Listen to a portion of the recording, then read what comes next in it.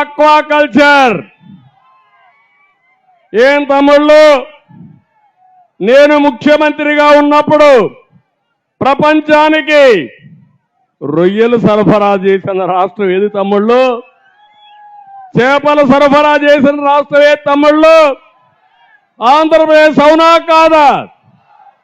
ఎన్నికల్లో నేను ₹2 కరెంటు ఛార్జీలు చేస్తే ₹4.80 నుంచి ₹2 చేశాను. అప్పుడు అన్నాడు, ముఖ్యమంత్రి అయ్యాడు, మీరు నమ్మారు. ముఖ్యమంత్రి అయ్యి ఏం చేశాడు? ₹1.50 అన్నాడు. నిన్న మళ్ళా జోన్స్ పెట్టాడు. జోన్స్ పెట్టి ఇప్పుడు ₹4.80 చేశాడు.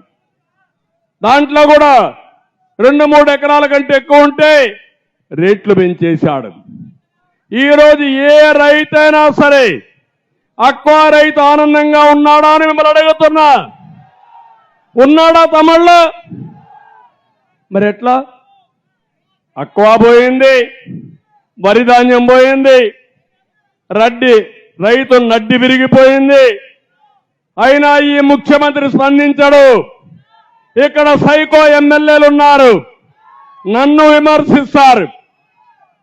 చెప్తున్నా, మర్యాదగా చెప్తున్నా, నన్ను విమర్శించడం కాదు. చేతనైతే మా రైతుల సమస్య పరిష్కారం చేయండి. చేత కాకపోతే చేత కాదని రాజీనామా చేసి మీరింటికి వెళ్ళండి. ఎందుకు సమస్య పరిష్కారం కాదు నేను చూస్తాను.